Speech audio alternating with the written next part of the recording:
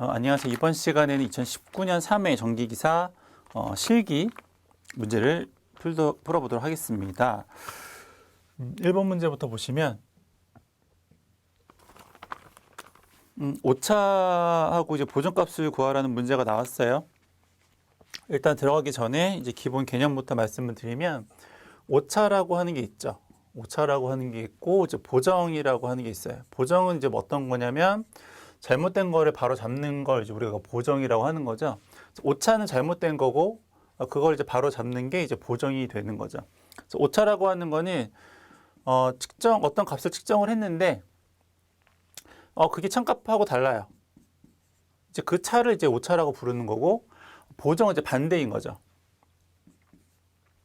참값을 가지려면 우리가 얼마만큼의 보정값을 이제 가질 수 있느냐, 얼마만큼을 보정을 해줘야지 참값으로 이제 변환이 되겠습니까? 라고 하는 거니까 여기 나오는 오차하고 여기 나오는 이제 보정은 서로 이제 반대적인 개념이다라는 거를 기억을 해두시면 좋을 것 같아요. 그래서 오차는 어떤 값을 측정을 했을 때 그 측정된 값이 참값이랑 얼마만큼 차이가 나느냐 이제 그런 거고, 보정값은 참값에 맞도록 값을 이제 보정을 하는 거니까 이제 측정값에 대해서 얼마만큼 보정을 할 수 있는가를 이제 하는 내용이라고 이제 보시면 될 것 같고요.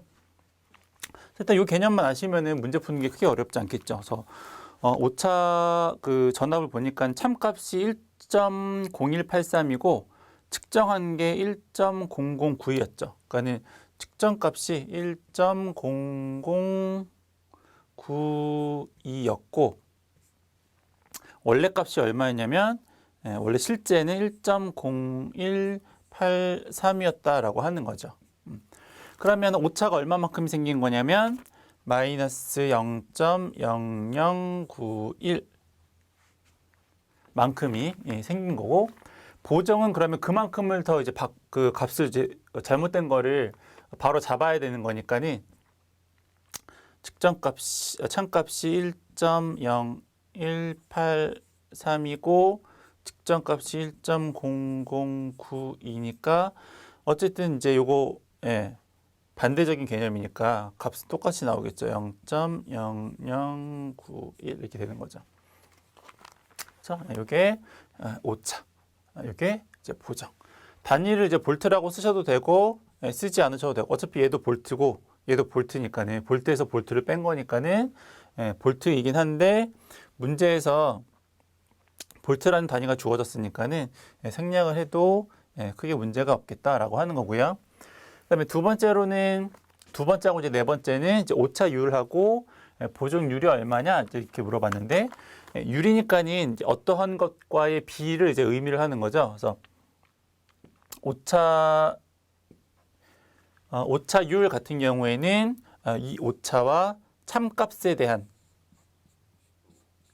비, 그리고 보정률은 요 보정값과 측정값에 대한 비를 우리가 오차율 혹은 이제 보정률이라고 이제 부르는 거죠. 이렇게 하는 게 얘가 보정률. 이렇게 하는 게 이제 오차율. 비니까. 백분율 오차라는 게 또 따로 있어요. 그래서 백분율 오차는 이 오차율에다가 이제 곱하기 100을 하면 이제 그 백분율 오차가 되는 건데, 여기서는 그냥 오차율이라고 했으니까는 퍼센트로는 표현을 안 하고 그냥 여기 나오는 이 오차와 참값에 대한 비가 얼마냐인가만 우리가 표현을 해주면 되겠고요. 그럼 요거가 얼마냐면 마이너스 0.0089 이렇게 나오고, 얘는 0.0090 뭐 계산기 이제 여러분들이 눌러보시면 되고, 이제 개념만 다시 설명드리면 오차하고 보정은 이제 반대예요. 이건 차이. 측정값이 참값과 얼마만큼 차이가 있느냐. 보정은 내가 얼마만큼 그 잘못된 것을 바로 고쳐주면 되겠습니까? 라고 하는 거니까 서로 개념이 반대다라는 거는 꼭 기억을 좀 해두시고, 오차율은 참값과 그 오차에 대한 비, 보정률은 측정값과 그 보정값에 대한 비를 우리가 보정률이라고 한다라고 하는 것만 뭐 넘어가시면 될 것 같아요. 두 번째는 그림을 보면 뭐 어려운 문제는 아니고 뭐 변압기 구하는 문제는 워낙 뭐 많이 나오는 문제이기도 하고요. 뭐 이 정도면은 거의 뭐 산업기사 수준인 거죠. 우리가 변압기 용량 어떻게 구해야? TR 용량은 어떻게 구하냐면 설비 용량에다가 수용률 곱하시고 부등률 얘가 만약에 킬로와트면 영률 이렇게 해서 계산을 하시는 거죠. 문제에서 친절하게 딱딱 잘 곱할 수 있게 해놨죠. 설비 용량 곱하기 수용률, 그렇죠? 곱하기 수용률, 곱하기 수용률, 곱하기 수용률 한 다음에 얘를 쭉 해서 다 더하면 이게 되는 거죠. 그럼 이제 위에 건 됐으니까는 나누기, 그렇죠? 밑에 부등률하고 역률로 나누면 되는 거죠. 단위가 킬로와트니까는 부등률이 얼마라고 했냐면 1.2. 종합역률은 얼마라고 했냐면 80%니까는 0.8 하면 이제 얼마가 나오겠네요. 얘가 얼마가 났던 73.7 kVA가 된다라고 했고요. 문제 보시면 변압기 표준 용량 표가 있죠. 요거보다 이제 큰 거 선정하셔야 되니까 바로 위에 단계 큰 거 선정하셔야 되는 거니까 75짜리를 선정하면 되겠다. 지금 뭐 그런 겁니다. 그렇죠? 3번.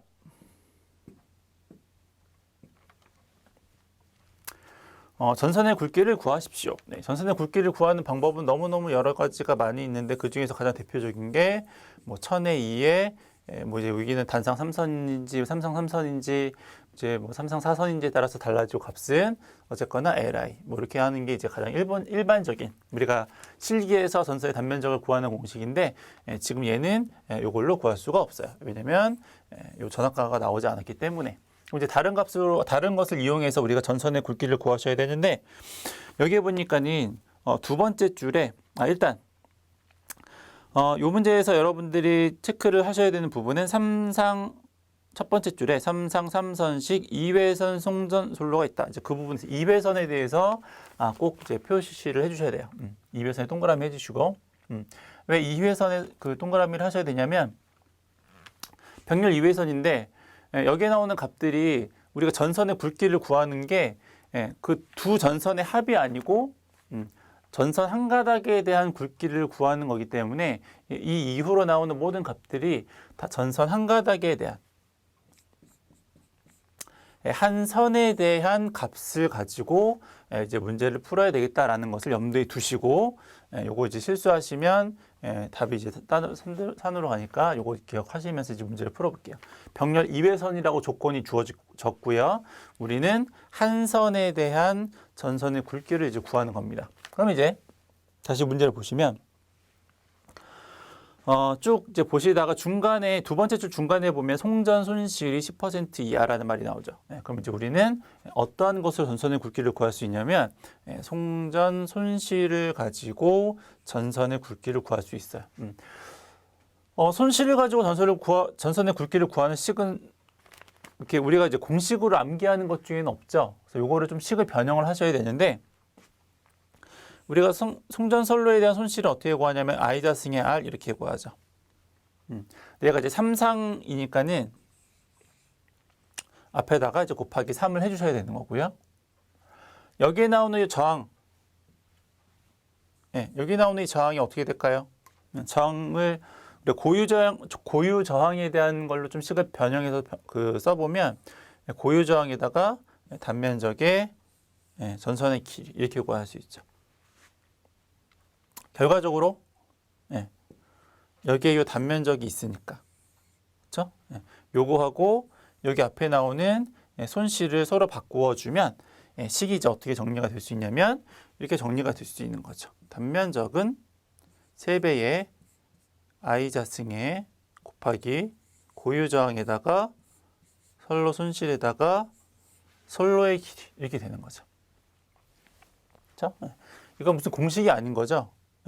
이거 무슨 공식이 아니고 이거를 외우실 필요도 없는 거죠. 이거를 외우실 게 아니라 이 과정을 아셔야 되는 거죠. 어차피 이거는 똑같은 문제가 나올 수도 있죠. 나올 수도 있는데 이게 아까 변압기 용량 구하는 것처럼 반복해서 나오는 식이 아니기 때문에 이 식을 외워서는 별로 크게 안 그래도 외울 게 많은데 골치 아픈 거죠. 그래서 우리가 알고 있는 걸 사용해야 되니까 요런 과정을 통해서 이렇게 식이 나온다라는 것만 기억을 좀 해두시면 될 것 같고요. 그중에서 이제 우리가 알고 있는 값이 있어요. 여기 전선 선로의 길이가 얼마라고 했냐면 선로의 길이가 30km라고 했죠. 요거는 30km니까는 요거는 이제 알고 있고요. 그리고 또 뭘 알고 있냐면 세 번째 줄 가운데 보니까 고유 저항이 55분의 1이래. 요것도 알 수 있네요. 요거는 55분의 1 이렇게 나왔으니까. 그렇죠? 이제 우리가 구해야 되는 게 뭐예요? 손실 구해야 되고 전류값을 구해야 되겠죠. 일단 우리는 전류값을 한번 먼저 구해보죠. 전류 I는 어떻게 될까요? 삼상일 경우에 전류값 어떻게 구하세요? 루트 3의 V의 코사인 세타 분의 P 이렇게 구하는 거죠. 근데 여기서 이제 요거를 다시 한번 보셔야 돼요. 우리가 뭐에 대한 거라고요? 한 선에 대한 전류를 구해야 되는 거죠. 두 선 모두에 대한 전류가 아니고 이회선이라고 했으니까 그렇죠? 두 선 전체에 대한 게 아니고 선 하나에 대한 그렇죠? 병의 이회선인데 그 중에서 선 하나에 대한 거니까 이거를 2분의 1로 나누셔야죠. 2분의 1로 나눈다는 표현은 좀 그렇네요. 어쨌거나 얘를 2로 나누셔야죠. 2분의 1을 곱하시던가. 그래야지 두 선이 아닌 선 하나에 대한 전류를 구할 수 있는 거니까. 저거 꼭 기억을 해두시고. 그래서 이제 그 한 선에 대한 거를 계속 말씀을 드린 거예요. 그래서 그럼 한 선에 대한 전류값은 어떻게 될까요? 루트 3에다가 곱하기 전압이 얼마라고 했냐면 수전단에 30kV에 역률이 0.8 분의 전체 부하가 6000kW에 곱하기 2분의 1. 왜냐면 한 선에 대한 전류를 구해야 하니까. 그렇죠? 얘도 킬로고 얘도 킬로여서 단위 굳이 10의 3승 안 쓴 거예요. 나눠지니까 어차피 이렇게 나눠지면 똑같으니까. 그렇게 해서 계산기를 누르면 요게 전류값이 72.17이 나온대요. 72.17 암페야. 요거 구했으니까 요건 여기다가 쏙 집어넣고요. 그럼 이제 두 번째로 손실을 구해야 되겠죠. 손실을 몇 퍼센트로 한다라고 했냐면 10% 이하로. 그렇죠? 부하가 6,000인데 이거에 대한 손실을 10% 이하로 하고 싶다고 했고 또 여기서 다시 한번 보셔야 될 게 한 선에 대한 거니까 여기다가 곱하기 2분의 1을 하셔야죠. 2로 나누셔야죠. 그래서 선 하나에 대한 손실이 나올 테니까. 해서 요거를 계산기를 누르시면 6000에다가 0.1에다가 2분의 1을 하면 300kW. 그쵸? 얘를 여기다가 쏙 집어넣고 계산기를 똑똑똑 두들기면 답이 되겠다라고 하는 겁니다. 그쵸? 어차피 얘도 킬로고 얘도 킬로니까는 10의 3승 안 한 거고. 해서 이제 저희 풀이에는 뭐 10의 3승까지 다 했네요. 근데 뭐 붙이나 빼나 어차피 그게 그거니까. 해서 계산기를 똑똑 누르시면 28.41이 나오고 위에 이제 공증값이 친절하게 주어졌죠. 안 주어져도 암기를 하셔야 되겠고 28.14보다 한 단계 큰 거니까는 35mm2짜리를 선정을 하겠다라고 하는 겁니다. 그렇죠? 신춘문제이긴 해서 약간 눈에 익지 않아서 어색하긴 할 테지만 어쨌거나 요 공식을 외우는 게 아니라고 말씀드렸어요. 이렇게 손실에 대해서 우리가 알고 있는 공식이죠. 손실에 대해서 또 저항에 대한 공식을 대입을 해서 이렇게 식을 좀 유도를 하셔서 이제 문제를 푸는. 이렇게 하면은 약간 이제 기사스러운 문제인 거죠. 아까 이제 앞전에 풀었던 변압기 같은 경우는 이제 산업기사 그냥 식에다 그냥 바로 대입해서 푸는 것들은 약간 산업기사 수준이고 한 요 정도 되면 이제 기사 수준 정도가 이제 되는 거다라고 보시면 될 것 같아요. 그다음에 4번. 4번은 두 대를 분리결선했대요. 그 경우 승합기 한 대 용량이 얼마일까요? 이제 라고 물어본 거죠. 그림을 한번 보면 이제 이런 건데, 예. 기기 시간에 아마 하셨을 거예요. 예, 유도전동기에서 단권 이제 변압기 부분에서 이제 단권 변압기 얘기가 나오면서 이제 단권 변압기가 이제 뭐 V결선, 델타 결선, Y 결선 이제 이렇게 했을 경우에 어떤 식들이 이렇게 존재했을 거고요. 우리가 이제 혹시 기억하시는지도 모르겠지만은 저거 보면 V결선을 했을 경우에 승합기 용량 구하는 방법이 이렇게 있죠. 부하 용량에다가 부하 용량분의 자기 용량은 루트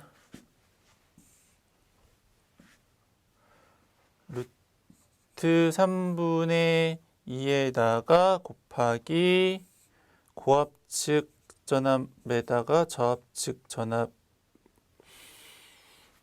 소문자로 에다가 고압측 전압. 여기 있는 걸로 따지면은 이제 여기가 V2가 고압이고 V1이 저압이니까 저 그림대로 좀 병식을 다시 한번 쓰자면 얘는 V2 마이너스 V1에 나누기 V2 이렇게 되는 거죠.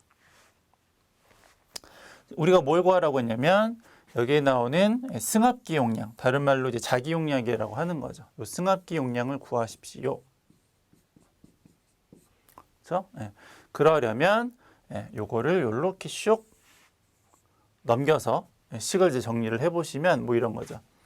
루트 3에다가 2에다가 고압측 전압 마이너스 이제 저압측 전압을 하셔야 되는데 문제에 보시면 3000 단자 전압의 3000인 선로에 3000에 210인 승합기이다라는 말이 있죠. 이제 그게 말이 어떤 거냐면 단권 변압기 그림을 그려보자면 얘가 V1이고 얘가 V2인 경우에 그 3000에 210이라는 의미는 공통으로 사용되어지는 요 공통권선에 3000이 걸리면 이렇게 단독으로 사용되어지는 권선에 210이 걸린다라고 하는 의미다라고 이제 보시면 될 것 같아요. 그래서 얘가 3000에 210. 그러면 1차 측에 3000을 걸었다라고 한다면 그럼 2차 측에는 전압이 얼마가 걸리는 거예요? 고압 측에는 여기는 공통으로 사용되어지는 게 3000, 단독으로 사용되어지는 게 210이니까는 2차 측 전압에는 3000에다가 210을 더한 값인 3210V가 2차 측에 걸리는 거겠죠. 고압 측에. 그래서 문제에 그 3000을 걸었다라고 했으니까는 고압 측에는 3210V가 걸리는 거고, 그럼 여기에다 이렇게 쓰는 거죠. 이게 고압 마이너스 저압이니까는 3210 마이너스 3000 나누기 3210에다가 부하 용량이 얼마라고 했냐면 문제에서 40kW, 그렇죠? 40kW. 네, 이렇게 하면은 승합기 두 대에 대한 승합기 두 대에 대한 용량이고요. 지금 문제에서 보시면 승합기 한 대에 대한 용량이 얼마냐 이렇게 물어봤으니까는 최종적으로 여기다가 2분의 1을 이렇게 계산을 해주셔야 돼요. 그러면 여기 값이 얼마가 나오냐면 2.01 정도가 나오는 거죠. 얘가.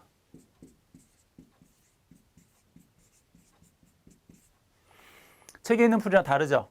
다르게 한 이유는 이렇게 하나 저렇게 하나 똑같다라는 걸 설명을 해드리려고 이제 이렇게 했던 거고, 일단 요거 그냥 이렇다라고 치고 요렇다라고 치고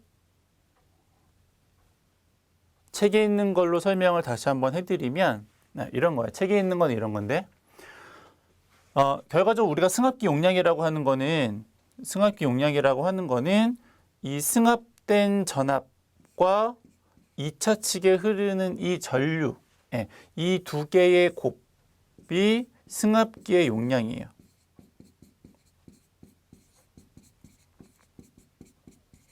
VA니까 전압에다가 전류를 곱하면은 용량이 되는 거잖아요. 이게 전압이고, 약간 전류, 그렇죠? 얘가 승합하는 만큼의 승합하는 전압이니까는 승합되어지는 전압에다가 전류를 곱하면 어쨌든 승합기 용량이 나오는 거죠. 그게 어디냐면 여기죠. 요게 승합할 수 있는 전압이고, 요게 2차 측 전류 똑같은 거죠.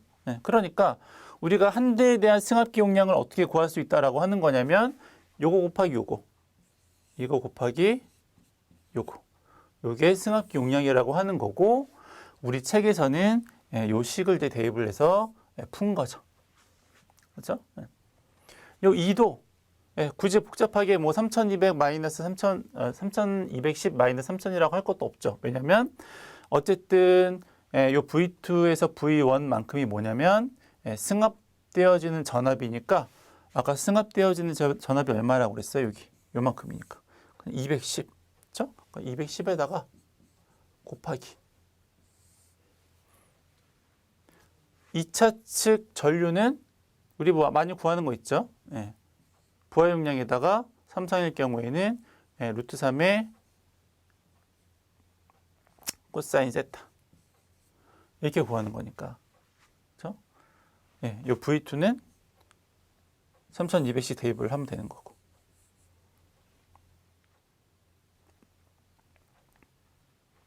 역률은 0.75라고 했고, 요거는 40이고. 그래도 결과적으로는 똑같겠다라고 하는 겁니다.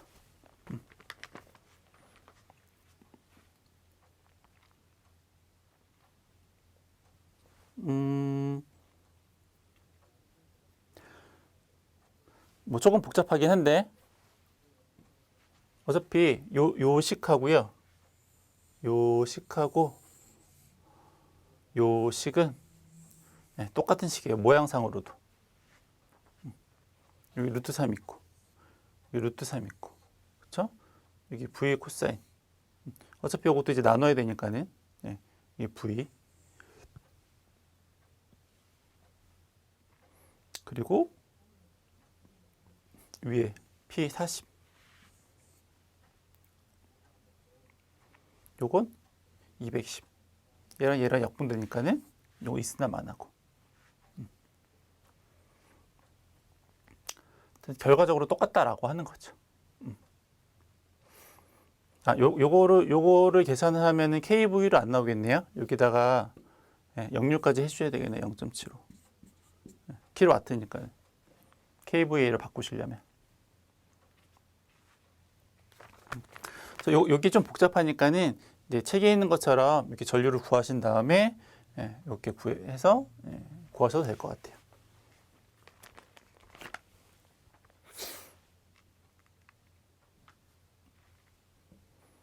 복잡해서 정리를 좀 해드릴게요. 우리 책에 있는 거는 2의 I2예요. 이게 2에다가 곱하기 전류값이 P에다가 루트 3의 V의 코사인 세타 이렇게 된 거고, 그렇죠? 아까 이제 그 자기용량분의 부하용량 해가지고 했었던 거는 루트 3분의 2의 V2 마이너스 V1의 V2 이렇게 했던 거죠. 얘가 곱하기 부하용량.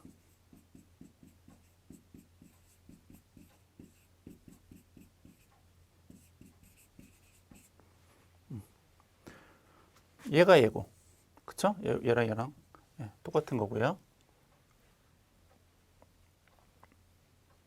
이 부하용량이 얘고.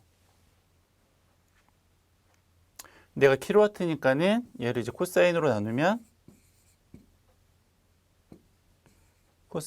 나누면 이제 여기 이제 kVA로 되는 거고. 그렇죠? 요거죠. 요거랑 이제 똑같은 거고. 그리고 얘랑 똑같은 거고. 그죠? 다 똑같죠? 2는 뭐였어요? 요건 이제 두 대에 대한 거니까는 2분의 1을 곱해서 한 대짜리로 이제 했었죠. 그럼 요거랑 요거랑 나눠주면은 있으나 없으나니까는 어쨌거나 이제 위에 식이나 밑에 식이나 똑같은 거죠. 그래서 편한 걸로 하시는데 여기 식이 좀 더 복잡해 보이고 이게 조금 더 간단해 보이니까 이제 저희 책에는 이제 위에 걸로 문제를 풀었다 이렇게 보시면 되세요. 넘어가시고 5번 이것도 그림을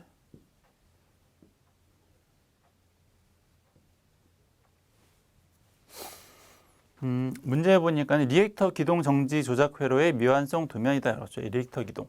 리액터 기동 이제 기기 시간에 하셨겠지만은 전전압으로 걸면 기기 전동기에 이제 부담이 되니까 고장 날 수도 있으니까는 리액터를 달아서 전압 강화를 하고 그 전압 강화가 되면은 이제 기동 전류도 줄어드니까 그래서 처음에 기계에 부담이 안 가도록 기동을 시킨 이후에 얘가 이제 어느 정도 회전을 하면은 전전압을 걸어도 위험이 덜하니까 기계에 부담이 덜하니까 일정 시간 이후에는 전전압으로 걸어서 운전하는 게 이제 리액터 기동이다라고 이제 보시는 거죠. 그 리액터 기동에 이제 탭을 두어서 전압을 이제 몇 %로 조정할 것인가, 공급 전압을 몇 %, 뭐 80%, 뭐 이런, 뭐 90% 이런 식으로 탭을 주어서 전압을 이제 떨어뜨려서 이제 기동을 하게 되는 이제 그런 경우다라고 이제 보시면 될 것 같고요. 일단 이제 그림에서 빠진 부분을 한번 좀 그려보죠. 일단 여기는 CT 2차 측에 요거 CT는 변류기죠. 1차 얼마만큼의 전류가 흐르는지를 이제 보기 위한 거니까 여기에는 이제 전류계가 이제 들어가 있겠네요. 그렇죠? 그리고 여기 이제 리액터 기동이니까는 리액터를 이제 집어넣어야죠. 요거는 직입 기동. 그래서 뿅, 뿅, 뿅.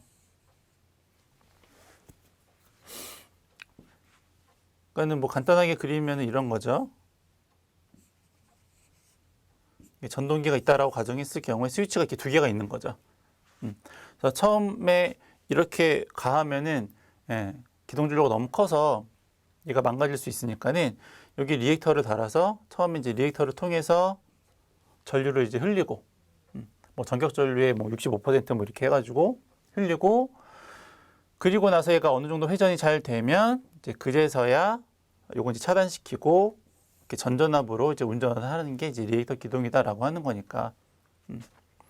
그래서 이제 요거는 리액터 기동의 경우에는 선을 바꾸는 게 없죠. 그러니까 무슨 말이냐면 Y 델타 기동이나 아니면 정형 운전 같은 경우에는 선을 이제 막 뭐 두 개를 바꾸거나 아니면 R을 S로 갔다가 L을 또 T로 갔다가 T가 다시 뭐 R로 갔다가 이렇게 되는데 얘는 이제 그럴 필요가 없는 거죠. 그냥 똑같이 세 개의 선이 전원을 공급을 하는데 이제 그 중에서 이제 리액터가 포함이 되도록 하고 그 이후에 리액터 없이 이제 기동을 직입 기동을 하는 거니까 선 안 바꿨어요. 그렇죠? R은 그대로 R로 가고요. S는 그대로 S로 갔고 T는 그대로 이제 T로 갔죠.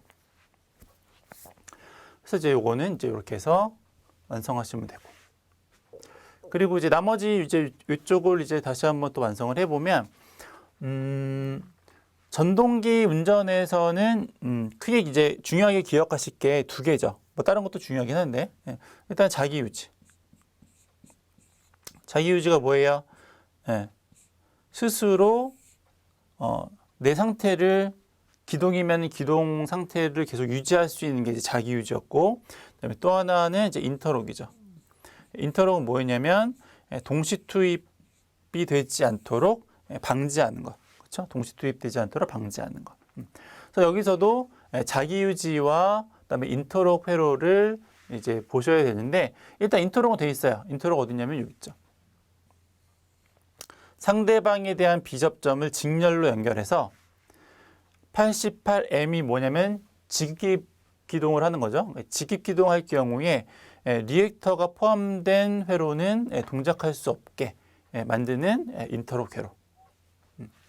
그럼 자기유지를 이제 만들어야죠. 예, 자기유지는 자기 거를 자기 거를 병렬로 A 접점을 갖다가 쓰는 거죠. 예. 인터록은 상대방에 대한 얘가 88R인데 M을 상대방 거를 갖다 쓰잖아요. 상대방 B 접점을 갖다가 쓰는 거. 자기 유지는 자기 거의 A 접점을 병렬로 연결하는 거니까 여기는 뭐냐면 88R. 요거는 88M. 예. 자기 거의 B 접점. 이게 자기 유지고. 여기도 또 이제 자기 유지가 들어가야 되는데 자기 유지가 들어가기 전에 동작 설명을 다시 한번 해보면 처음에 얘를 쫙 이렇게 눌렀어요. 온 버튼을 누르면 쭉 신호가 흘러서 리액터를 통해서 처음에 전동기가 기동이 되죠. 그러다가 일정 시간이 지난 이후에 타이머가 있죠. 일정 시간이 지난 이후에는 얘가 여자가 되어서 이게 뽁 벗겨지면 88R은 소자가 되므로 계속 88M에 대해서 직익기동 운전을 해야 되는 게 이제 회로에 대한 내용이라고 보시면 되겠고요. 그러면 일정 시간 이후에 얘가 돌아가야 되는 거니까 여기 접점에는 타이머 접점이 들어가야죠. 그래서 일정 시간 이후에 얘가 탁 붙으면은 이게 이제 여자가 되면서 얘는 소자가 되고, 얘도 마찬가지로 자기 유지 접점 들어가야 되니까 88M의 A 접점이 이제 들어가는 거죠. 그리고 이제 이쪽만 남았네. 이쪽은 이제 보면 7, 8, 9는 이제 뭐냐면 이제 램프가 들어가는 거예요. 움직이고 있을 경우에 이거 이제 기동 쪽인데, 기동하고 있을 경우에는 위험하니까는 빨간색 불을 보통 이제 쓰고요. 요거는 이제 뭐냐면 정지했을 때, 정지했을 때는 좀 이제 안전하니까는 보통 이제 녹색 불을 쓰고, 요거는 어떻게 연결되어 있냐면은 여기 EOCR에 연결되어 있으니까는 얘는 고장시니까 이제 Y 램프를 이제 단 거죠. 그러면 얘가 정지했을 경우에 녹색 불이 들어오려면 6번에는 무슨 접점이 들어가야 될까요? 여기는 88R에 B 접점이 들어가야 되겠죠.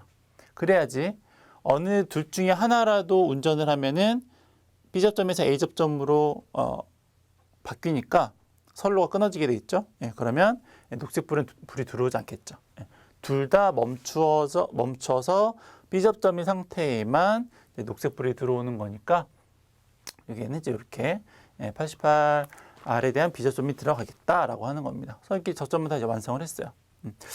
완성은 했는데 요렇게는 약간 조금 좀 찜찜하죠. 요거는 약간 이쁘지 않고요. 보통은 어떤 식으로 그림을 그리냐면, 보통은 이거 지울게요. 그냥 보통은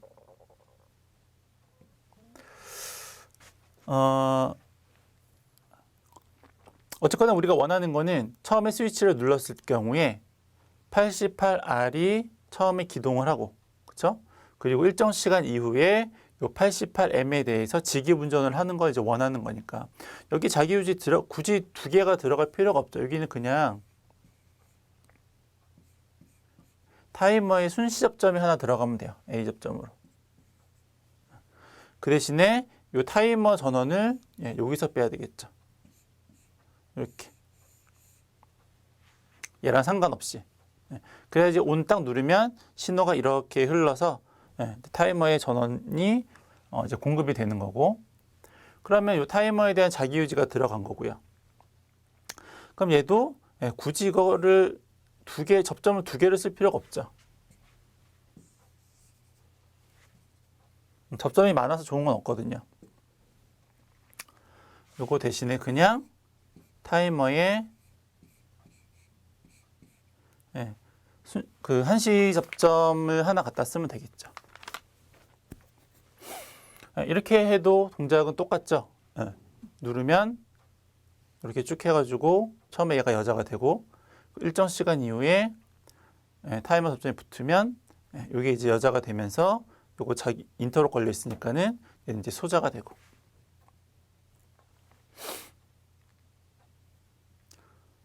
그리고 그쵸. 이렇게 그리는 게 조금 더 이제 심플하죠. 그리고 보통은 이제 인터로케러 같은 경우에는 상호 간에 이제 걸어주는 게 일반적이긴 하죠. 예를 들어 정역운전 같은 경우에는 상호 간에 인터록을 걸어주는 게 맞기는 한데 여기서는 굳이 상호 간에 할 필요가 없어요. 왜냐하면 처음에 온 버튼을 눌렀을 때에는 무조건 이 88번 R에 대해서 리액터가 운전을 하고 그리고 일정 시간 이후에 직입기동으로 바뀌는 거기 때문에 우리가 따로 기동 버튼을 눌러서 88번 직입기동으로 바꾸는 게 아니죠. 무조건 얘를 온 시키면 얘가 먼저 됐다가 일정 시간 이후에 얘가 도는 거예요. 기동 버튼에 의해서 여자가 되는 거는 얘밖에 없는 거죠. 리액터 기동에 대한 릴레이. 직입 기동에 대한 릴레이는 이 전원 직접적으로 기동시키는 버튼이 없는 거죠. 그래서 따라서 얘를 눌렀을 경우에 얘가 동작을 하는 거니까 일정 시간 이후에 바뀐 이후에 아무리 얘를 눌렀다 하더라도 얘만 동작하지 않으면 되는 거죠. 얘를 눌렀다고 얘가 동작하는 건 아니니까. 그래서 상호 간에 인터로가 걸지 않고 이쪽에만 일정 시간 이후에 얘가 돌면 얘가 소자되게끔만 이제 걸어주면 되는 거니까 이쪽에는 굳이 인터로 접점을 걸지 않아도 괜찮다라고 하는 겁니다. 그래서 뭐 이렇게 바꿔주는 게 조금 더 심플할 것 같긴 해요. 접점 4개를 안 쓰고 2개만 쓰면 되는 거니까. 최대한 간략하게 만드는 게 좋죠. 넘어가시고. 문제가 또 있네요. 1번의 미완성 회로는 완성을 한 거고요. 2번하고 3번에 부분 접점 다 완성을 한 거고 4번하고 5번만 풀면 되겠네요. 4번은 뭐냐면 직입기동 시에 시동전류가 전격전류의 6배가 된대요. 기동전류 IS라고 하면 전격전류의 6배가 되는 거죠. 전전압으로 걸면. 근데 지금 전전압으로 걸지 않고 65% 탭에서 시동한다라고 했죠. 그럼 전압하고 전류랑은 무슨 관계? 이 탭은 이제 전압을 조정하는 탭이에요. 전압하고 전류는 어떤 관계가 있냐면 서로 비례하는 관계가 있죠. 따라서 비례하는 관계니까 65%만큼 줄겠죠, 얘도. 해서 계산기를 누르면 3.9배. 리액터 탭을 65% 탭에서 기동을 하면 전격전류의 3.9배만큼밖에 기동전류가 발생하지 않는 거죠. 원래 6배인데 줄어드는 거죠. 그래서 리액터 기동을 한다라고 하는 거예요. 5번째, 그럼 토크는 어떻게 될까요? 이렇게 이제 리액터 기동을 하는 경우는 이제 삼상 유도 전동기의 경우인데, 삼상 유도 전동기인 경우에 토크는 전압의 자승에 비례하는 관계가 있죠. 내용이 생각이 안 나시면은 기기 공부하셨던 노트 한번 참고하시고요. 유도 전동기 부분에 보시면 아마 이 내용이 있을 거예요. 계산 문제로도 시험 문제 필기 시험에서 나왔었고. 삼상 유도 전동기의 토크는 전압의 자승에 비례하는 관계가 있기 때문에 그러면 기동 시의 토크는 전격 토크의 2배래요. 근데 전압의 제곱에 반비례하는 관계가 있으니까 탭을 얘도 65% 탭을 하자면 제곱에 비례하는 거니까는 여기다가 0.65에다가 제곱을 하셔야 되겠죠. 해서 계산기 누르시면 얼마만큼이 나오냐면 0.85. 원래 전전압으로 걸면은 그 전격 토크의 2배만큼이 나오는데 전압을 떨어뜨리면 토크가 이만큼밖에 발생을 안 하죠. 그래서 이제 문제를 푸시면 되겠습니다. 넘어가셔서 6번. 6번도 이제 그림을 한번 보죠. 뭐 이런 건데 단락 시험이죠. 우리가 이제 뭐 기기 시간이 보통 나오나요? 저 기기 시간에 보시면 뭐 단락 시험을 통해서 구할 수 있는 것, 뭐 개방 시험을 통해서 구할 수 있는 것, 뭐 이런 거 시험 문제 나오죠. 그리고 보통 이제 개방 시험과 단락 시험을 통해서 구할 수 있는 게 규약 효율 같은 거 구할 수 있고, 그죠? 뭐 개방 시험 같은 경우를 통해서는 철수음 같은 거 구할 수 있는 거고, 단락 시험을 통해서는 동선, 임피던스, 단락 전류 이런 거를 구할 수가 있는 거죠. 이제 그 개념, 그거에 대한 내용이라고 보시면 돼요. 그거에 대한 내용이고, 2차 측을 부하가 걸렸을 경우에 2차 측을 쇼트시키면은 굉장히 큰 전류가 흐르죠. 보통 이제 뭐 시험 이렇게 계산 우리 필기 시험에 뭐 이제 뭐 20배 뭐 이거 답이 나온 게 아마 있었던 것 같은데, 어쨌거나 2차 측을 그대로 부하가 걸려 있는 상태에서 단락을 하면은 굉장히 큰 전류가 발생을 해서 변압기가 고장이 나니까 그렇게는 못 하겠고, 그럼 단락 시험을 이제 어떻게 하는 거냐면 2차를 단락시킨 다음에 1차 측에서 전압을 서서히 증가시키는 거죠. 그때에 1차 측에 흐르는 단락 전류가 전격 전류와 같은 값이 흐를 때 그때를 기준으로 해서 전압이 얼마인지 혹은 전력이 얼마인지를 이제 파악을 하면 우리가 이제 아까 얘기했었던 동손이나 아니면은 뭐 임피던스 같은 거를 이제 측정 구할 수가 있겠다라고 하는 겁니다. 천천히 다시 한번 보시면 이런 건데, 그래서 예를 들어 단락 시험이야. 단락 시험을 할 거예요. 그래서 2차 측을 단락을 했죠. 그리고 여기 이제 슬라이덕스라는 걸 가지고 전압을 이제 조정을 할 거예요. 처음에 이제 0에서부터 시작을 해야죠. 그래서 처음에 시작할 때는 기준점을 0.0V에다가 놓고 전압을 서서히 증가시킬 거고요. 이 슬라이덕스가 하는 일은 뭐냐면 교류에 대한 전압을 다시 다른 교류에 대한 전압으로 변환하는 역할을 하는 게 이제 슬라이덕스가 하는 역할이죠. 슬라이덕스가 하는 게.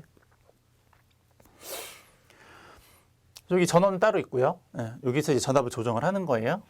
그때에 흐르는 전류는 2차 측을 단락했기 때문에 그때 이 회로에 흐르는 전류는 단락 전류겠죠. 물론 뭐 1차 측 단락 전류라고 표현을 해도 되지만 2차 측 회로는 아예 없기 때문에 단락 쇼트해서 2차 측 임피던스, 뭐 2차 전류 이런 건 아예 없기 때문에 뭐 굳이 뭐 1차 측이라고 표현을 안 해도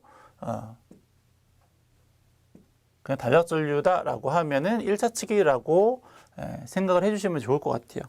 1차까지 맞게 쓰면은 좀 지저분해져가지고. 그래서 다시 이제 0에서부터 전압을 서서히 올리죠. 서서히 쭉 올렸을 때에 그때 1차 측에 흐르는 단락 전류가 1차 측 전격 전류와 같아질 때 그때 측정되는 값을 보는 건데, 그때 측정되어지는 전압을 우리가 무슨 전압이라고 하냐면 임피던스 전압이라고 하고, 그때의 이 전력계에서 측정되어지는 전력을 우리가 임피던스 와트라고 하는 거죠. 그렇죠? 기억을 되살려 보시고, 그 임피던스 와트는 전부 다 동손인 거죠. 그렇죠? 그래서 우리가 단락 시험을 통해서 이제 동손을 구할 수 있는 거죠. 그렇죠? 그리고 우리가 퍼센트 임피던스도 구할 수 있어요. 퍼센트 임피던스는 우리가 식을 어떻게 썼냐면 전격 전압분의 전격 전류 곱하기 임피던스 이렇게 되는 건데, 곱하기 100이죠. 이 단락 시험에서는 이 임피던스는 어떤 임피던스냐면 변압기 내부의 임피던스죠.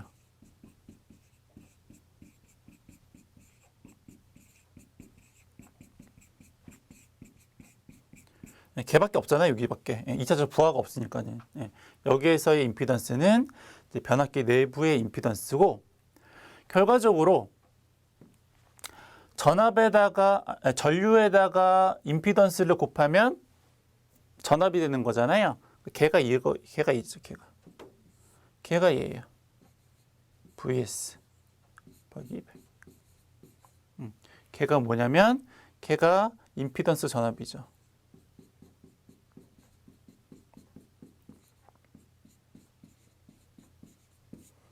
그래서 여기에서 측정되는 임피던스 전압과 전격 전압을 나누면 우리가 요 변압기에 대한 퍼센트 임피던스를 구할 수가 있는 거죠.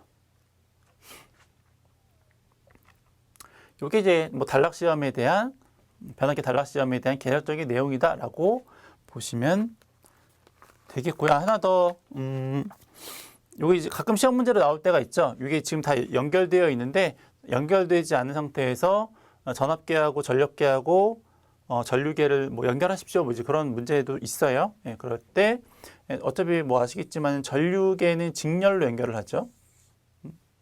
전압계는 병렬로 연결하고 그렇죠. 얘는 이제 하나는 전류, 하나는 전압을 측정을 해야 되는 거니까는 이렇게 이제 연결을 하셔야 되는 거고. 그래서 뭐 요게 이제 단락시험에 대한 내용이라고 이제 보시면 될 것 같고요. 그래서 뭐 문제를 풀면 1번에 투입 전 전압 조정기 핸들은 이제 0에 위치를 시켜야죠. 그리고 시험 정확히 2차 측 단락한 상태에서 슬라이드 악스를 조정해서 1차 측 단락 전류가 전격 전류와 같게 흐르는 때 그때의 그 1차 측 단락 전압을 뭐라고 부른다고요? 임피던스 전압이라고 부른다라고 하는 거고, 그때 전력계의 지시값을 뭐라고 부른다고요? 임피던스 와트라고 부른다라고 하는 거죠. 그리고 퍼센트 임피던스는 임피던스 전압 나누기 뭐라고 그랬어요? 임피던스 전압 나누기 전격 전압 곱하기 100을 하면 퍼센트 임피던스가 나온다라고 이제 하는 거죠. 그렇죠? 이게 이제 단락 시험에 대한 계략적인 내용이다라고 보시면 될 것 같고, 7번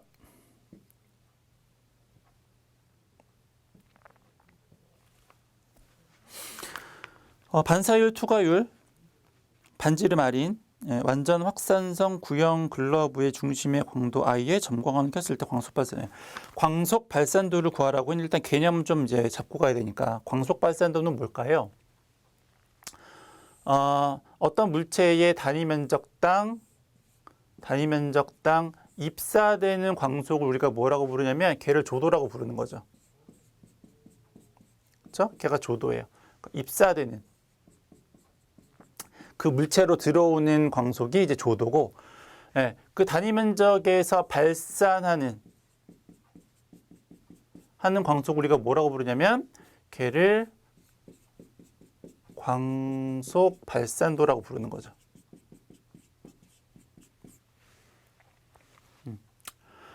그래서 어떤 물체에 대한 효율이 얼마냐, 광속에 대한 효율이 얼마냐라고 이제 물어보면, 효율은 우리가 뭐 다 공통적인데 들어가는 것분에 나오는 거니까는 들어가는 게 얼마냐면 조도죠. 나오는 거는 광속 발산도. 따라서 우리가 광속 발산도를 어떻게 구할 수 있냐면, 이 광속 발산도라고 하는 거는 효율에다가 조도를 곱하면 그러면 광속 발산도를 구할 수 있어요.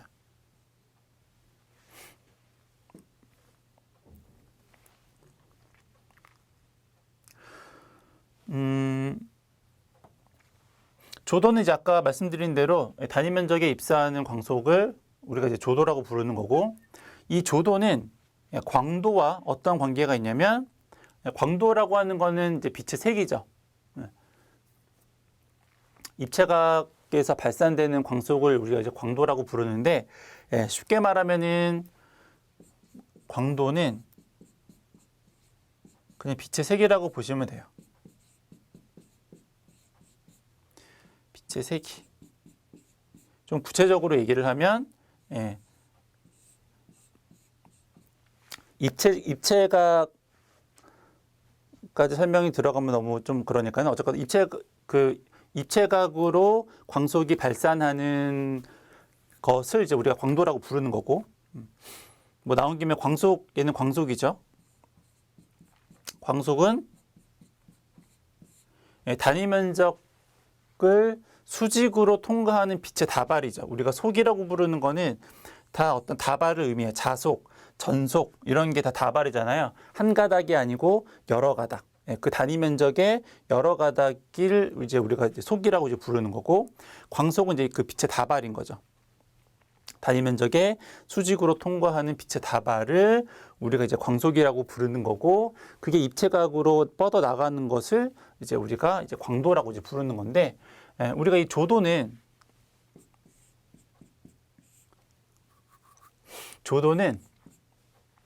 이 광도, 입체각으로부터 이제 발산되는 이 빛의 세기, 이 이 빛의 세기가 거리 제곱에 반비례하게끔 나타나요.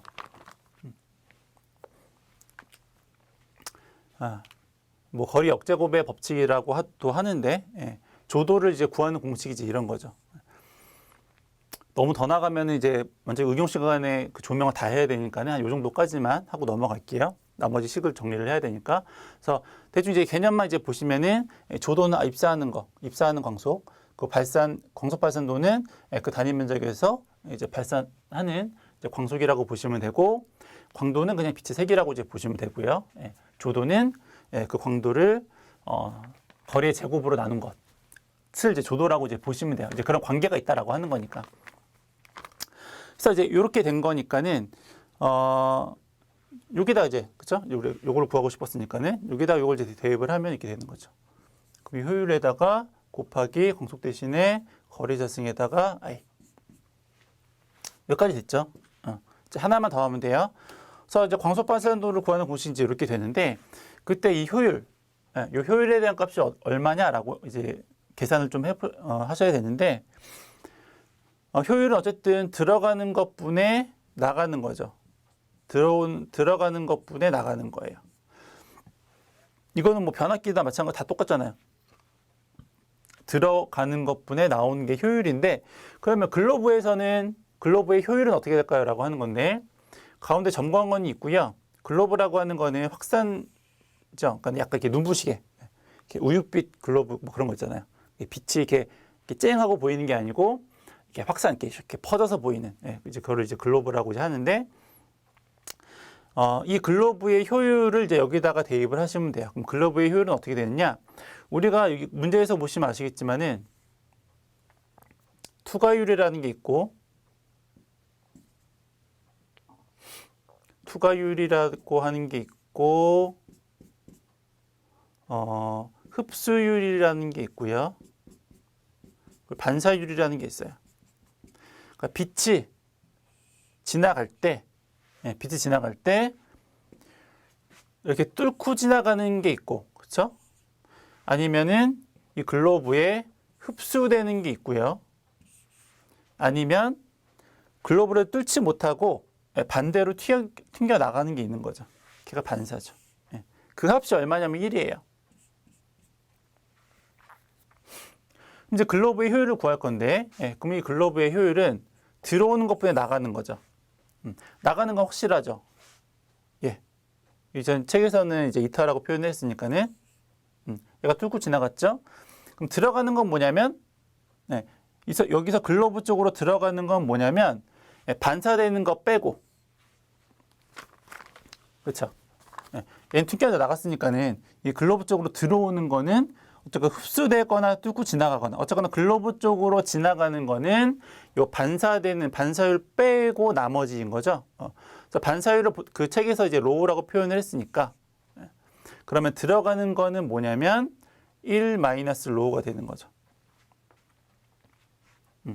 요 합한 값, 투과율하고 흡수율하고 합한 값, 걔가 들어가는 거고 나가는 거는 투과고. 됐죠? 다 왔어요. 그래서 얘를 여기다 이제 대입을 한다라고 하는 거죠. 그럼 어떻게 되겠어요? 다시 한번 광속 발산도는 저거 대신 요걸 대입하면 1 마이너스 로우의 타우에 곱하기 거리 제곱의 광도. 그래서 식을 정리하면은 이제 그렇게 되는 거죠. 책에 있는 것처럼. 요거를 증명하라는 문제는 아닌데, 계산식을 쓰라고 했으니까 요걸 쓰면 되는데, 근데 이거 왜 설명 있을까요? 뭐 하여튼 뭐 그래요. 뭐 혹시 이제 응용을 안 들으신 분들은 대충 한번 그 조명에 대한 그런 개념들 한번 그냥 쏙 그렇구나라고 한번 생각하시고 넘어가시면 좋겠고, 뭐 이런 것들은 아셔야 되겠죠. 이런 거. 조도 뭐 하는 거는 시험에 나오니까. 그렇죠? 개념만 알고 계세요. 뭐 이런 것들. 여기서 저희는 유도하라는 게 아니니까 계산식만 쓰라고 했으니까는 식만 이제 그렇게 쓰시면 되고. 넘어갈게요. 8번. 8번은 그 1회 시험에서 그 10번 문제랑 거의 동일한 거니까는 그냥 간단하게 어떻게 푸는지만 하고 넘어갈게요. 피레기 접지 저항값을 구하라고 했죠. 피레기는 보통 일정 접지 공사를 하고 일정 접지 공사는 15 이하에 대한 저항값을 가지게 되는 거고요. 일단 얘가 접지 저항을 보조 접지극 2개와 측정했죠. 그러니까 이제 주 접지극이 있는 거고 2라고 표현할게요. 피레기에 대한 접지, 그 피레기에 대한 접지 외에 이제 보조 접지를 이제 이렇게 둔 거고, 그때에 피레기 접지랑 보조 접지극 A 사이에는 이제 86오음이 있는 거고, 그리고 A하고 B 사이에는 156이 있는 거고, 그리고 B하고 본 접지 사이에는 이제 80이 되는 거죠. 85오음이 있는 거고, 지금 우리가 뭘 구하고 싶은 거냐면, 요 본 접지의 접지극에 대한 저항값이 얼마냐를 구하는 건데, 유도에서 왜 그렇게 나온 건지는 1회에서 했었으니까 식만 다시 한번 써보면, 얘는 2분의 1에다가 구하고 싶은 게 2니까 2가 들어간 건 더하고 2가 없는 건 빼면 되죠. 2가 들어간 게 뭐냐면 R2하고 A, R2하고 B 더하고, 없는 건 빼면 돼요. 2가 없는 건 빼면 돼요. 2가 없는 거는 RAB죠. 그래서 식을 다시 정리해서 쓰면은 2분의 1에다가 A가 86 더하기 B가 80 빼기 156 이렇게 되는 거죠. 구하고 싶은 게 들어간 거는 더하고 없으면 빼고 이렇게 하시는 거예요. 그래서 계산을 하면 얘가 이제 5가 나오죠.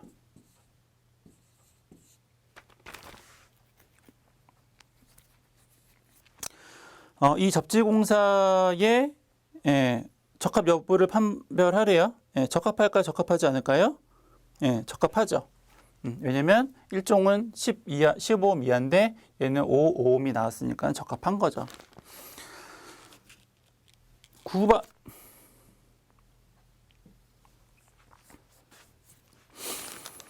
삼고주파의 유입으로 콘덴서 회로에 용량 11%인 직렬 리액터를 설치를 했대요. 일단 요거부터 설명을 간단하게 드리면, 직렬 리액터가 있죠. 직렬 리액터를 우리 보통 어떻게 배웠어요? 직렬 리액터 사용하는 이유 뭐라고 그랬어요? 오고조파를 제거하기 위해서, 그렇죠? 계산상으로는 4에서 5%, 실제로는 한 6% 정도 콘덴서 용량에 한 4-5%나 아니면 실제적으로 이제 6% 정도 되는 이제 직렬 리액터를 설치를 한다라고 이제 우리가 필기 시간 때 많이 배웠고요. 많이 나온 얘기고, 요건 이제 삼상일 경우죠. 삼상일 경우에는 3고조파가 델타 결선에 이제 묶여 있으니까는 이제 5고조파만 제거하면 되는 거였는데, 얘가 단상일 경우에 가장 많이 존재하는 고조파는 이제 3고조파죠.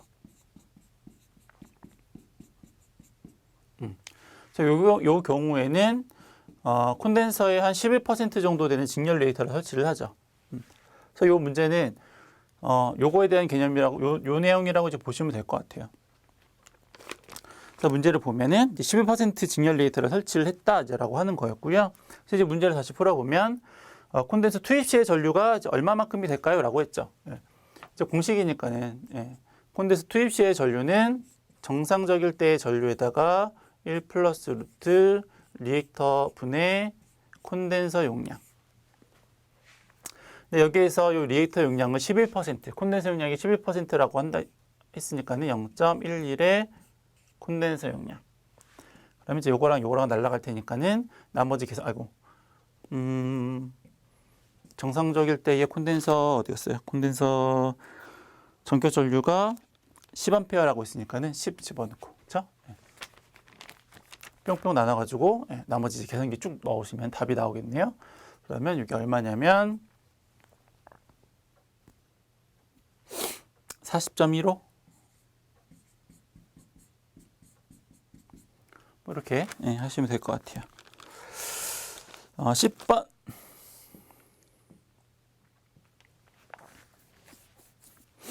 가스절연 개폐 장치에 대한 다음 각 물음에 답하십시오.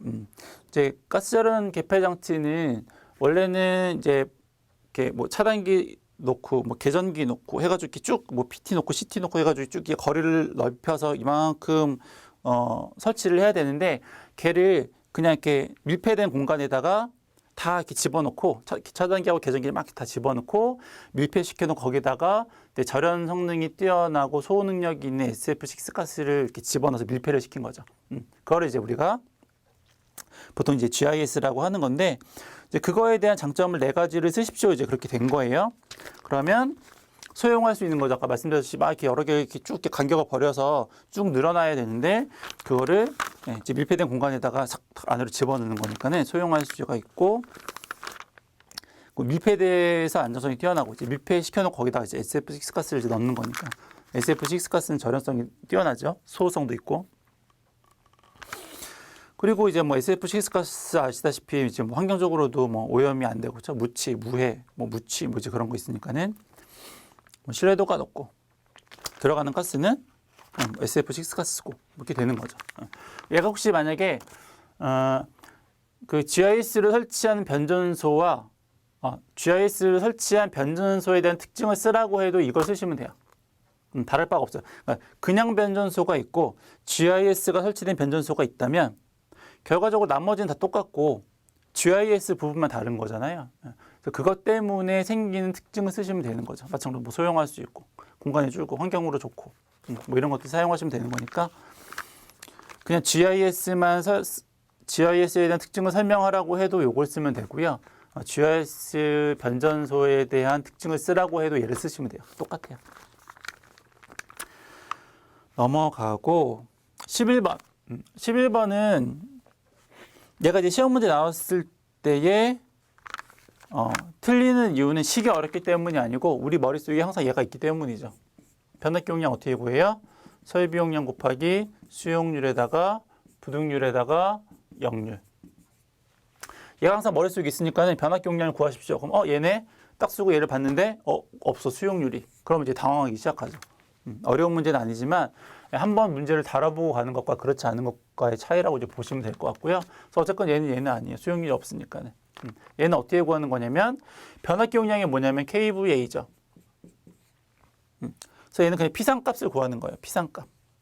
피상값 어떻게 구하냐면 유효전력에다가 무효전력에다가 루트를 씌우면은 이 피상에 대한 값이 나오는 거죠.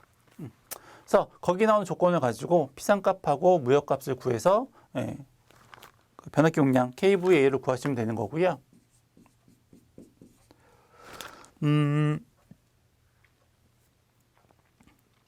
조건에 보니까 동력부하가 있고 전열기부하가 있어요. 근데 동력부하는 역률이 0.6이고 전열기부하는 역률이 1이니까는 그냥 이렇게 확 더해버릴 수가 없죠.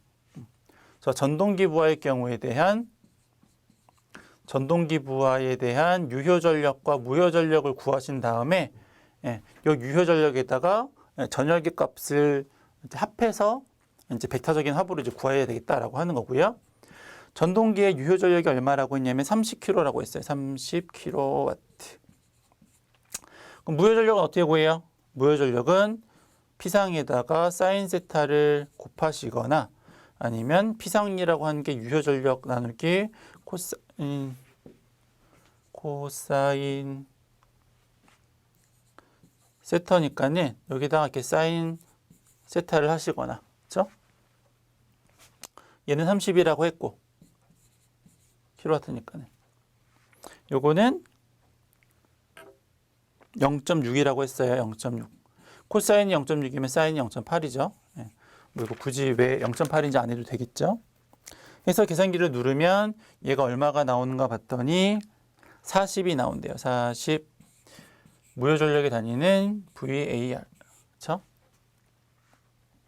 얘가 이제 전동기에 대한 값이고 전열기는 24kW라고 했으니까 결과적으로 식은 이제 어떻게 구하시면 돼요? 변압기용량은 피상전력을 구하시면 되는데 30 더하기 24. 맞죠? 24. 이거 유효전력. 무효 전력은 40 해서 루트를 씌우시면 피상값이 나오겠고요. 이게 67.1이에요. 67.0인가요? 그냥인가요? 20. 니까 표준 용량에서 선정하면 요거보다 한 단계 큰 거, 그럼 75짜리를 선정하시면 되겠다라고 하는 겁니다. 그렇죠? 그래서 이렇게 조금 다른 내가 원래 알던 공식하고 좀 다른 게 나왔네라고 할 때라도 좀 당황하지 마시고 이제 거기 나오는 조건들을 좀 잘 살펴서 문제를 보셔야 될 것 같아요. 뭐 신출 문제긴 했는데 다음에 나오면 무조건 맞히는 거겠죠. 식이 어려운 게 아니니까. 12번. PLC 뭐 이제 쉬운 거 나왔네요.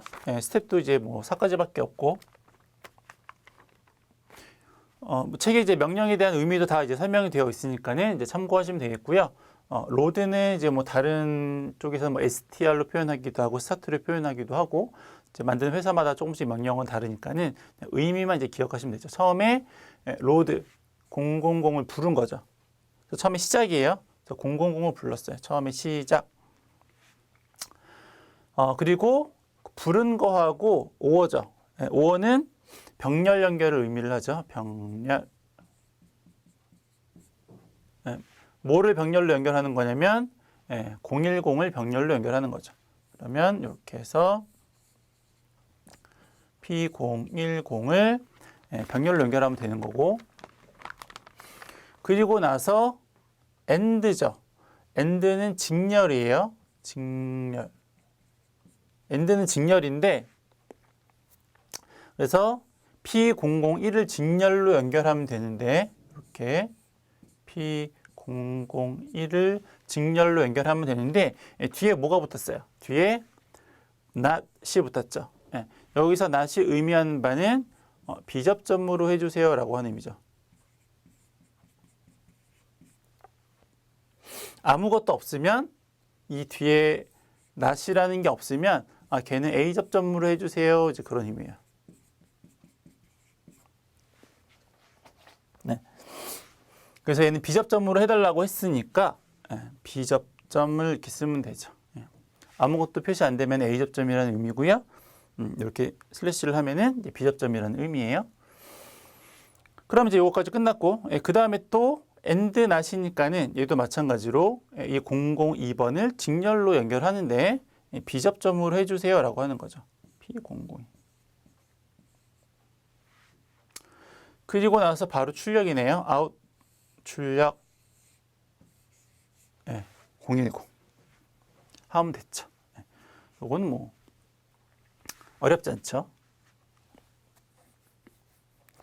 그 다음에 뭘 하라고 했냐면 무접점 논리 회로를 바꾸어서 그리십시오. 뭐 복잡하지 않으니까 얘가 만약 복잡하게 나왔었던 그림이면은 논리식으로 한번 치환한 다음에 하는 게 좋은데 뭐 이 정도는 그냥 어렵지 않으니까 그냥 바로 해보면 얘는 출력이고요. 나머지 앞에 값들이 입력이에요. 그래서 입력이 뭐가 있냐면 P000,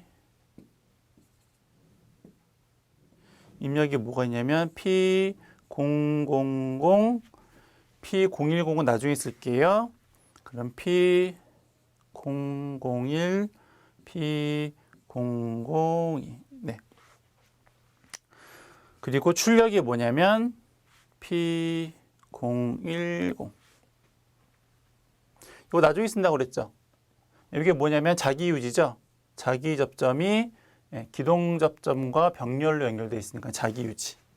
자기 유지는 뿅 이렇게 들어가면 되죠. 얘가 다시 입력으로 돌아가는 거니까 출력이 다시 입력으로. 그래서 병렬로 연결하는 거 5어죠. 5어 회로는 논리기호로는 이렇게 표현하죠. 그리고 이제 요거는 이제 직렬로 연결했는데 직렬로 연결한 거는 이제 엔드 회로를 그리면 되는데 얘가 그냥 접점이 아니고 무슨 접점이냐면 비접점이죠. 그 비접점은 이렇게 표현을 해야죠. not. 그렇죠? and not. not이죠. 그 중에서.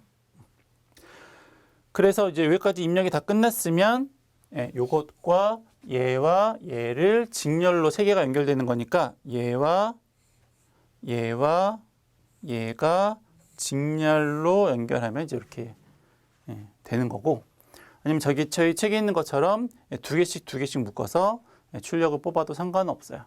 단 문제에서 조건이 이입력 논리 회로를 사용하십시오 라고 하면 저희 책처럼 하시면 되고요. 그런 말이 없으면 이렇게 해도 상관없습니다. 그렇죠? 여기 오고 여기 엔드고 여기 낫이죠. 그렇죠?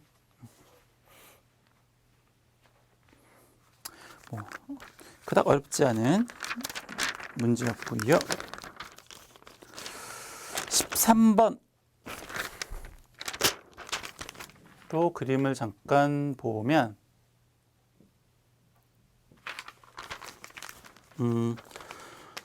그림은 고압 전동기 어쩌고 저쩌고 이제 돼 있죠. 요거 회로가 이제 무슨 회로냐면 고압 회로죠. 고압 회로입니다. 고압 회로고, 지금 문제에 보니까는 여기 접지 쓰라고 돼 있죠. 접지,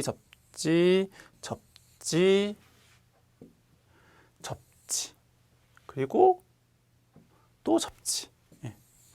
이렇게 사용 이유는 이제 적용하는 법이 좀 달라서 이제 이렇게 썼던 거고요. 이제 그 판단 기준 때에 그 암기하셨던 내용 한번 좀 보세요. 필기 시간에 하셨던 기술 기준의 판단 기준에 보시면 고압 회로인 경우에, 그렇죠? 고압 회로인 경우에 외함 접지에 대한 이제 규정이 있죠. 그렇죠? 그래서 보통 이제 시험에서 필기에서 이제 많이 나오는 거는 저압인 경우에 400V 미만, 400V 미만인 경우는 이제 3종, 그렇죠? 그리고 400V 이상인 경우에는 특 3종. 고압이거나 특고압일 경우에는 1종. 뭐 그렇게 되는 판단 기준이 몇 조인지는 기억이 좀 잘 안 나네요. 하여튼 그렇게 되는 거니까 일단 여기 보시면 이런 거죠. 이건 고압측이니까는, 그렇죠? 얘는 1종 접지, 그렇죠? 피레기는 다 1종 접지잖아요. 뭐 적용되는 법규는 다르지만 그냥 이렇게 같이 쓸게요. 얘도 외함 접지, 얘도 외함 접지는 고압이니까는 1종 접지를 쓴 거고, 그렇죠?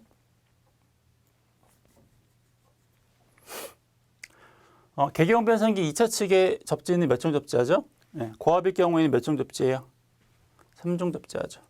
특고압일 경우에는 1종 접지. 뭐 법 판단 기준에 나오는 내용이니까 그래서 하시면 되고, 그리고 또 문제가 뭘 풀어야 되나요?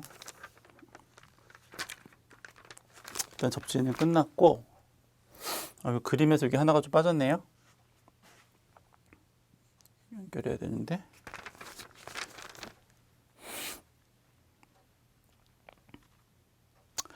그래서 접지는 일단 요 그림에서 할 수 있는 거는 했으니까는 문제를 1번부터 한번 쭉 풀어보면, 뭐 기기 설명은 이제 안 해도 되겠죠. 뭐 MF, 뭐 DS 다 아실 테고, ZC도 워낙 많이 나오니까는, 그렇죠? 트리코일도 뭐 아시는 거고, 뭐 부족전압 계전기도 아시는 거고, 그렇죠? 뭐 특별한 기호가 없으니까는, 요거 전동기를 기동하기 위한 장치예요. 그것만 조금 다르고, 나머지는 그렇죠? 특별한 거 없으면 PTCT 뭐 이런 거니까. 문제를 보면 계전기형 변류기는 차단기 전원 측에 설치하는 게 바람직하죠. 그 이유가 무엇일까요? 변류기는 하는 역할이 뭐예요?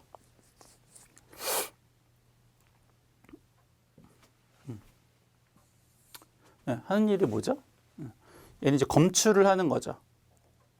그 1회 때 나왔나요? 검출하는 게 있고, 검출한 거를 판단하는 게 있고, 그리고 동작하는 부분이 있죠. 차단기에 보면 이제 그렇게, 그래서 CT가 검출을 하고 이제 OCR에서 걔를 판단을 하고 고장인지 아닌지, 그리고 나서 이제 만약 고장이면은 이제 트립 되어서 이제 차단기가 이제 끝나는. 예. 그러니까 지금 이제 검출하는 거에 대한 의미를 물어보면 검출. 예. 검출하는 거를 전원축으로 하는 게 더 유리한 이유가 뭘까요?라고 하는 거죠. 이유는 예를 들어서 여기에다가 그 검출하는 CT 계전기를 위치를 시키면 여기에서 고장나는 것만 검출을 하는 거죠. 그렇죠? 근데 얘가 이만큼 설치가 되면 그럼 범위가 더 넓어지는 거죠. 얘는 요거밖에 안 했었는데 여기는 전동기밖에 관여를 안 했었는데 이만큼 더 범위가 넓어지는 거잖아요. 그러니까 전원축으로 가까이 할수록 좋은 이유는 범위가 이제 넓어지기 때문이다라고 이제 보시면 되는 거고요. 본 도면에서 생략할 수 있는 부분은 여기를 생략할 수 있는 거죠. 피레기용 단로기. 근데 물론 조건이 있어요. 아이솔레이터나 아니면 디스커넥터 붙임형 피레기인 경우에 이제 저 피레기용 단로기를 이제 삭제를 할 수가 있는 거죠. 그래서 어쨌거나 여기서는 이제 생략할 수 있는 부분은 피레기용 단로기라고 이제 하시면 되겠고요. 진상 콘덴서에서 연결하는 방전 코일은 이제 축전된 전하를 방전해서 인체의 위험을 막는다. 이제 뭐 그런 거고. 도면에서의 ZCT 뭐 영상 변류기, CT는 트리 코일 뭐 다 하시는 거고. 접시 병별은 했고. 그렇죠? 14번은 암기하시는 부분이니까는 그냥 뭐 외우시면 되고 16번도 외우시는 거니까 15번만 마지막으로 설명하고 강의를 마치면 되겠네요. 차단기 명판에 BIL이라고 써 있어요. 기준 충격 절연 강도라고 하는 거고요. 이제 실험으로 여러 가지 실험을 통해서 이제 이러한 이제 값들을 알 수 있는 거고. 차단기의 전격 전압은 어떻게 구할까? 차단기 전격 전압을 구하시려면 차단기 전격 전압은 어떻게 구하세요? 공칭전압에다가 공칭전압의 1.1분의 1.2배죠. 1.1분의 1.2배.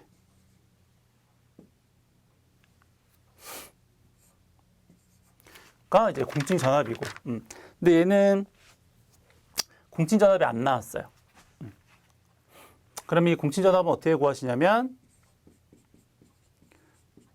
절연 계급이라고 하는 게 있는데 절연 계급으로 공칭전압을 구할 수가 있거든요. 공칭전압을 1.1로 나누면 절연 계급이 되기 때문에 따라서 공칭전압은 어떻게 구할 수 있냐면 공칭전압은 절연 계급에다가 1.1을 곱하면 되죠. 얘를 이렇게 넘기면 되는 거니까 절연 계급에다가 1.1을 곱하면 돼요. 그럼 절연 계급은 어떻게 구하느냐? 식도 있어요. 식도 있는데 그러니까 이제 기준 충격 절연 강도를 구하는 게 절연 계급에다가 곱하기 5 하시고 50kg 뭐 이런 식도 있어요. 이렇게 식이 있어서 절연 계급을 이제 구하기 위해서 나머지를 이제 반대로 넘겨서 기준 충격 절연 강도를 구할 수도 그 절연 계급을 이제 구할 수도 있는데 여기에선 친절하게 줬어요. 어디 나왔냐면 조건에 보면 밑에서 두 번째 제일 끝 쪽에 단 해가지고 BIL은 절연 계급 20호다. 걔가 절연 계급이잖아요. 얘가 몇 호라고 했냐면 20호다라고 했죠. 여기다가 20을 집어넣으면 돼요.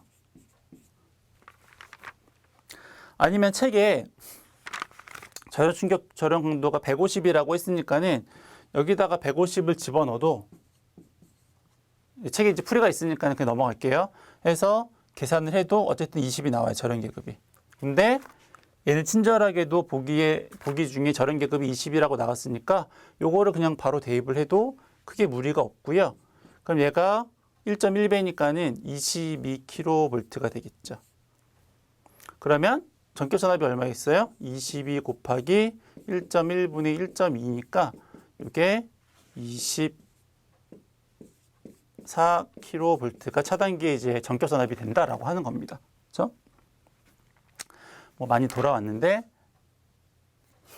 이렇게 해서 이제 구할 수 있겠다라고 하는 거고 그리고 차단기의 전격 차단용량이 얼마일까요? 라고 했는데 전격 차단용량 구하시는 거 어떻게 구하냐면 전력 시간에 많이 하셨죠? 차단기 용량 3, 4이니까 루트 3배에다가 차단기 전격 전압에다가 전격 차단 전류 얘가 볼트고 볼트면 곱하기 10의 마이너스 6승해서 보통 이제 메가볼트 암페어로 이제 표현을 하죠. 그럼 얘는 루트 3에다가 아까 우리가 차단기 전격 전압 얼마라고 했냐면 24kV죠. 곱하기 차단 전류가 20kA니까는 20kA. 여기 킬로고 얘가 킬로니까는 예. 그냥 계산하면은 메가가 나오는 거죠. 3승이니까는. 하면 이거 얼마냐면 831.38